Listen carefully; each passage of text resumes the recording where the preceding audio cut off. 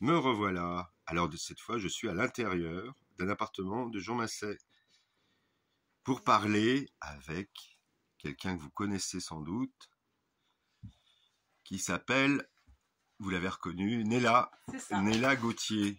Alors, est-ce que je suis à Trappes ou je suis en vacances? Ah oui, là on ne sait pas. Hein. C'est Eh bien ouais, t'es ça. au bord de la mer, hein. Tout à fait, c'est ce qu'il faut. Ouais. Mais à Trappes, on est partout.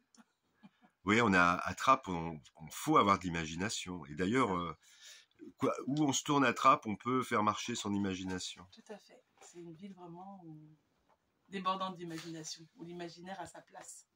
La culture, la mise en valeur des personnes a sa place ici. Alors, toi, tu es bien placé pour parler de ça, parce que tu as créé une association que tu diriges aussi. Oui. C'est les Mamans du Cœur. C'est ça. Alors, tu peux nous en dire un peu plus? Alors, moi, je parle souvent d'éducation et de solidarité quand je parle des Mamans du Cœur. Est-ce que j'ai raison? Bien sûr. C'est vaste, une maman. Elle fait beaucoup de choses, une maman. Elle apprend à ses enfants... elle les éduque et puis elle leur apprend à être solidaire aussi, déjà entre eux, puis après avec le monde. Donc tout à fait. Donc l'histoire des Mamans du Cœur, c'est avant tout, moi j'étais quelqu'un d'engagé en tant que famille d'accueil, je gardais des jeunes. Oui. Et donc comme les jeunes venaient et vivaient dans le quartier et qu'on est dans un quartier où il y a du trafic de cannabis et puis il y a de la jeunesse perdue. Donc le but c'était de faire connaître mes jeunes que je gardais en disant aux jeunes du quartier, voilà, c'est des jeunes qui vivent chez moi, c'est pas des inconnus. Donc, éviter de leur vendre du cannabis parce que c'est de la jeunesse PJJ. Et en même temps, voilà, c'est pas des inconnus. Donc, laisser rentrer dans le territoire sans poser de questions, moi, je vous les présente. Et du coup, c'est comme ça que j'ai pu avoir un super lien avec les jeunes de la ville, de mon quartier. Et que je me suis dit, bon, je fais des choses pour des jeunes d'autres villes. Mais les jeunes de ma ville, je fais quoi? Oui. Et c'est comme ça qu'on s'est dit, allez, on a ce pouvoir de proximité avec les jeunes qui sont plutôt éloignés. Parce que c'était là vraiment les jeunes qui sont... dans le trafic, moins à l'école, sur peut-être parfois la route du travail, on va dire les sites. Donc j'ai créé les Mamans du Cœur, dont le nom c'est venu d'un papa qui s'est dit pourquoi pas les Mamans du Cœur, mais je me suis dit, bon, ça ressemble au Resto du Cœur, il y a des gens qui faisaient des amalgames, mais ça reste Maman du Cœur parce que c'est les mamans qui vont faire des choses pour leur jeunesse. Alors, dans la culture maghrébine, quand on veut parler du cœur, on ne parle pas de cet organe, on parle du foie. Ouais.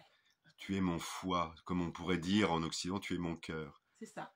Alors, c'est vrai, les mamans du foie, ça aurait fait un peu bizarre en France, mais c'est ça l'idée en fait. Mais on est dans la culture française, donc dire les mamans du foie, ça aurait... Oui, ça aurait été un peu bizarre. Ça aurait été gênant, mais j'y mets toute ma foi. Ouais, oui. Alors, dernièrement, tu as co-organisé une réunion sur Jean Masset avec Teddy Duck sur les violences, sur le harcèlement. Oui. Et ça, c'est un sujet qu'on connaît peu à Trappes, enfin, qu'on connaît peu, ou dont on ne veut pas parler, c'est un peu tabou. Alors, je pense que c'est... Il y a les rixes aussi, qui font parfois des drames, des tragédies, des morts inutiles. Surtout quand on connaît les histoires, les jeunesses d'histoire, c'est ridicule de perdre sa vie pour aussi peu, ou de donner la mort pour aussi peu. Et qu'une maman perde ses enfants tout en vivant dans son quartier. Oui. À Jean Masset, il y a eu des tragédies récemment. Il y a eu une tragédie il n'y a pas longtemps, oui.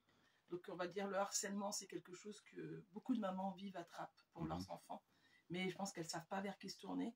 Le harcèlement, ce qui nous dérange dans le harcèlement, dans les mamans, c'est pas les enfants qui harcèlent, c'est le silence des adultes, que ce soit des professeurs ou que ce soit du périscolaire, et puis même parfois la complicité, parce que quand l'enfant se plaint ou va dire tu n'as pas vu, tu n'as pas fait, l'adulte va se sentir agressé au lieu de se dire non, c'est un enfant, je me dois de le protéger, va dire mais non, je fais au mieux.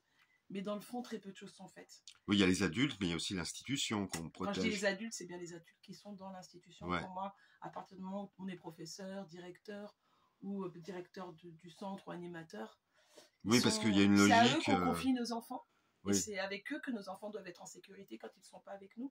Puis des fois, il y a des enfants qui sont déjà pas en sécurité avec leurs parents et qui se retrouvent dans l'école.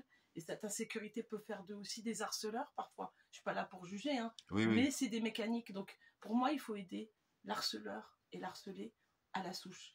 Et c'est quelque chose que j'échange vraiment beaucoup de parents. Encore hier, avec un papa, on a encore échangé sur de l'harcèlement à répétition à l'école. Et en fait, chacun est dans son coin, chacun le vit et personne ne sait quoi faire. Pour les rixes, voilà, on vit dans un quartier où le trafic est connu. Donc, on a vu des jeunes se disputer cet été. J'essaie d'utiliser des petits mots parce que il y a eu quand même une violence au couteau. Un jeune Oui, qui est c'est des venu, disputes mortelles. Hein. C'est voilà. pas, Alors, il est c'est pas pas mort, n'importe mais quoi. je parle de Jean Massé. Il a été poignardé au niveau de la cuisse et d'ici, un autre à la main, un autre dans la jambe. Et puis moi, du coup, ce que j'ai fait cet été, c'est que j'ai voulu aller à Marseille parce que j'avais rencontré les mamans qu'on voit beaucoup le collectif des mamans de victimes. J'ai rencontré beaucoup d'associations et j'ai été 10 jours à Marseille. Tous les jours, on entendait parler de ça. De mort. Alors mon but, c'était de me rapprocher de ces mamans, de me rapprocher des associations pour faire un lien, ramener du monde de là-bas, qui sont les meilleures personnes à écouter nos jeunes et à parler à nos jeunes aussi, pour que nos jeunes les écoutent. Mais oui, ça a été très violent. Je suis revenue après avoir rencontré une association sur place, donc Naher, qui fait partie de la cité La Maison Blanche. Donc j'avais connu cette association qui était sur le terrain avec un petit barbecue, des petites choses, mais qui voulait faire des grandes choses. Et quand je suis revenue, Naher m'a laissé un message en me disant que le mort de la Cité Blanche était un jeune qui était au barbecue. Bon, il avait 33 ans, c'était pas un jeune. Oui, quelqu'un que tu avais rencontré. Quelqu'un que j'avais rencontré et il m'a raconté la violence. Et du coup, j'ai fait écouter l'audio de Naher aux jeunes et ils m'ont dit, il faut que tu nous le ramènes. Parce que lui, quand il nous parle, ça, on l'entend. Ça percute, ouais. Encore une fois, c'est l'authenticité, comme pour le film T'éloigne pas trop qu'on a fait avec les jeunes. À partir du moment où on parle pas à la place d'eux, on ne cherche pas des solutions à la place d'eux, mais on écoute et on leur demande quelle serait leur solution. On leur donne cette capacité à se dire que c'est eux la solution. On a des bons résultats. Donc les RICS, le harcèlement, le trafic de cannabis, je veux bien que tu montes de ma fenêtre. Ben, moi, je suis liée à tout ça, en fait. C'est pour ça que vous voyez cette plage, mais ma plage, elle est aussi là. Le film ne voit pas trop. Donc on sait très bien que le trafic de cannabis, c'est de ce côté. Les enfants, c'est par là qu'ils jouent. C'est par là qu'on organise des fêtes de quartier, juste là-bas sur le grand terrain. Donc voilà. C'est pour ça que je te disais, Stéphane, oui, ma chambre, elle est apaisante parce que j'ai besoin de m'apaiser dans ce monde un petit peu de fou. C'est mon havre de paix, c'est là que je peux réfléchir et que quand je regarde les nouvelles sur le Maroc, ça se passe ici à la télé, j'essaye vraiment de décompresser. Voilà, je suis comme quelqu'un qui est dans sa caverne, qui regarde le monde extérieur, mais qui continue à prier, à croire en un monde meilleur et qui doit faire sa part, tel le colibri ou tel le sage. Oui, il faut prendre sa part de responsabilité. Exactement. Parce que le danger, c'est de croire que ces choses-là, qui sont dramatiques, tragiques, ça arrive ailleurs. Non. Les jeunes m'ont confirmé. Non, ça arrive bien à Trappes. Et c'est pas d'aujourd'hui que les morts, ça arrivera si on continue à être en silence. Faut pas croire que ça se passe qu'à Marseille. Non. Parce qu'à force de croire ça, ça peut se passer réellement et s'amplifier ailleurs qu'à Marseille, et notamment à Trappes. Oui. C'est ça le danger. Le sang, il a bien coulé à Trappes, à Jean Massé, devant ma porte. Malheureusement, heureusement, tout arrive devant mes yeux. Et si ça arrive devant mes yeux, c'est que j'ai une part à faire. Quand il y a eu le coup du couteau, quand les jeunes se sont enfuis, c'était devant moi.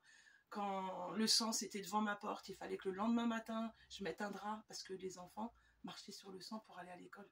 Oui. C'était vraiment, on a vécu quelque chose d'horrible, mais c'est pas que c'est horrible, que c'est grave, c'est que comment le jeune a été pris en charge quand un mois après, il me dit, tata, donne-moi une compresse parce que ça s'infecte. Je me dis, mince, il a été hospitalisé, il était quand même pronostic vital un peu engagé. Comment un enfant peut se retrouver, bon, il a 18 ans, hein, avec une blessure quand même profonde, à la limite de la mort, et qu'un mois après, ils me disent, je n'ai rien pour me désinfecter. C'est tout ça que je me dis, il y a quelque chose qui n'est pas normal, et que je le redis. Ça se passe à Trappes, ça se passe dans d'autres villes, mais ça ne se passerait pas en plein milieu de Paris, ça ne se passerait pas devant l'Assemblée nationale. On ne laisserait pas un enfant à Versailles dans cette situation. Et je ne suis pas là pour victimiser, hein, parce que les gens de Versailles ont aussi leurs problématiques et ils sont avec nous. Hein.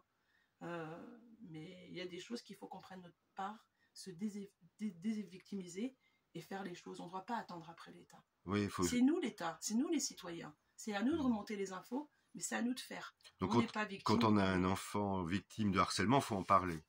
Quand on a un enfant qui traîne dans les quartiers, il faut lui poser des questions, il faut lui parler. Et même soi-même, hein, quand on n'a pas forcément son enfant impliqué, quand on voit quelque chose, on a un rôle d'adulte.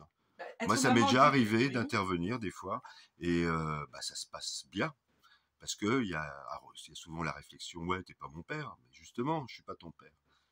Et c'est pour ça que tu vas m'écouter, puisque je suis pas ton père, je suis un étranger, donc je peux t'apporter une autre parole. C'est regarder comme, alors les mamans du cœur, c'est porter l'association comme on porte un enfant, ou parler à un jeune comme on parlerait à son enfant, sauf que notre enfant ne nous écouterait pas. Mais comme on parlera avec bienveillance avec cet enfant, parce qu'on est là, on ne le connaît pas, on ne connaît pas son histoire, on est des mamans, ou comme on dirait, une tante ou une cousine, en tout cas, comme on est voisins. La fameuse Ralti, par exemple, dans le Maghreb. C'est ça. Il y a ce respect, on a un respect dans la ville de Trappes. Moi, j'ai 47 ans, bientôt 48 ans, ça fait plus de 45 ans que je suis là. Donc ce respect, il faut l'utiliser à bon escient. Et cette bienveillance et toutes les études que j'ai fait dans l'écoute active, ou d'avoir été famille d'accueil, ou d'avoir des garçons qui vivent dans un quartier, ben, c'est à moi de m'en servir. Sinon, c'est que ça me serait arrivé pour rien. Tout a une raison pour moi.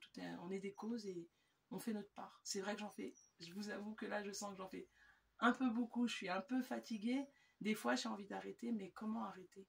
Mais en plus, il y en a aussi des personnes qui te relancent. Je crois qu'il y a un commerçant de Trappes là, qui veut financer une activité des mamans du cœur. C'est ça. Quand Century 21 m'a proposé de faire des bacs confleuris pour Trappes, elle m'a relancé pour pouvoir avoir des financements pour l'association. Bah, bingo, je suis en plein dedans en me disant, si les jeunes des quartiers difficiles se victimisent parce qu'ils pensent qu'ils ne sont pas acceptés par la France, parce qu'ils pensent qu'ils viennent d'ailleurs, et ben comment les enraciner à Trappes si ce n'est pas en plantant des choses? Et Trappes, c'est une ville où est-ce que pour moi, il y a eu tellement de choses de planter, il y a eu des petits pois, des pommes de terre, des betteraves. Bah, cet argent, si ensemble on plantait et des arbres et des choses à l'ancienne pour leur apprendre une partie de l'histoire, pour qu'ils soient bien dans notre ville, ils se sentent ancrés. On a des origines, ça on les connaît, on y va tous les étés, mais on nous ramène toujours à cette identité, mais on est trappiste. Et être trappiste, c'est connaître l'histoire de Trappes. Et oui, ben, on peut apprendre l'histoire autrement qu'à l'école, ensemble, et s'enraciner ensemble, et faire pousser quelque chose pour demain, que ces jeunes fassent pousser quelque chose pour les enfants de demain qui deviendront jeunes. Et c'est pas que du cannabis qu'on peut faire pousser, c'est pas que de la colère, c'est pas que de la victimisation, c'est quelque chose qui va fleurir et qui va être utile et beau. Oui, transmission d'héritage. Parce qu'on a des origines, tous autant qu'on est. Tout à fait. Mes beaux-parents n'étaient pas d'origine de Trappes, ils étaient d'origine de la Bretagne. Mes parents étaient de Tunisie, ils sont venus à Trappes et il y a ce commun. Et ce commun, c'est l'héritage commun qu'on essaye de... Il y a les stars, mais il y a aussi tellement d'autres choses à leur apprendre. Il n'y a pas que le foot, il n'y a pas que... On peut gagner... Très bien, il y a la notoriété, mais comment ils ne seraient pas fiers de planter quelque chose et de se dire, voilà, je connais quelque chose maintenant de ma ville, je connais l'histoire de ma ville, et je fais quelque chose pour ma ville, je m'enracine avec ce que je vais planter. Donc je trouve que oui, l'idée de cette proposition de Century 21 nous a permis, avec Stéphane, de partir sur des idées. On est un peu fous tous les deux dans nos... Voilà, et ben on est parti sur cette idée folle de se dire, bah, pourquoi pas faire ce travail ensemble, et il va s'ajouter quand même dans ce panneau pour J'aime ma ville, va se rajouter le projet du Maroc. Il y aura une partie qui sera remise quand même aussi au Maroc parce que c'est d'actualité, et il y aura 5 € de reverser à une association au Maroc. D'accord. Bah écoute, ça c'est des beaux projets. Bah, et comment on peut faire pour te soutenir? Quelqu'un qui entend ce que tu dis, qu'est-ce qu'il peut faire pour soutenir ton association? Par rapport à ce projet, c'est en allant vers Century 21 et de me contactant sur les réseaux sociaux, c'est mon numéro, il y a mon numéro, et de voir comment on peut mettre un panneau de J'aime ma ville avec Century 21. Et pendant un mois, le fait d'avoir un mois le panneau sur son balcon fera reverser une somme à l'association pour ce projet. D'accord. Alors sur les réseaux sociaux, tu as un profil personnel, Néla Gauthier. Et puis il y a les Mamans du Cœur. Et tu as une page Facebook, les Mamans du Cœur. Alors je vous avoue que je n'entretiens pas beaucoup, il y a tellement de choses à faire que je ne suis pas encore dans la com, on a tellement d'énergie, il ne faut pas oublier que les Mamans du Cœur, c'est le soutien aux familles dans les hôtels. Alors, oui, en plus, on n'en a pas parlé, notamment. C'est les familles dans les hôtels qui sont... Leurs enfants sont... Des réfugiés. C'est la plupart, oui, c'est encore... Enfin, des migrants, comme on dit. Des migrants, mais qui sont là depuis plus de 4 ans, plus de 3 ans, plus de 5 ans. Il y a une dame que je connais qui ça fait 8 ans. Mais donc on les soutient par rapport à leurs enfants. On essaye le vestimentaire quand il y a besoin de denrées alimentaires. Des fois il y a l'urgence, mais à Trappes il y a tout ce qu'il faut pour aider. Donc c'est nourriture et vêtements. Alors des restos du cœur pour les vêtements. On les renvoie vers Faudol qui aide grandement. Mais quand il y a une urgence, oui, comme hier par exemple, il y avait une urgence pharmacie, il fallait acheter des médicaments. Quelqu'un qui n'a pas de papier, qui n'a pas de couverture, et ça a été la couverture d'aller acheter un médicament. Moral, des fois il y a des disputes entre eux, puis en ce moment, il ne faut pas oublier que 2024 arrive, les JO arrivent, donc ils sont en train de les déplacer.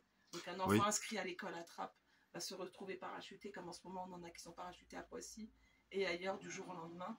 Et ça c'est très violent quand même pour À Trappes, c'est quand même, on peut mettre nos enfants au centre ou à la cantine pour un prix qui va être plus que raisonnable pour ces personnes-là, parce qu'il y a une solidarité pour ces personnes-là qui existe depuis toujours. Et ben, du jour au lendemain, c'est le chaos, parce que si une maman va se retrouver à Poissy, comment elle va nourrir son enfant, loin des associations. Donc on déplace les gens là, à cause des JO. À cause des JO. D'accord. Bon, c'est un peu lamentable.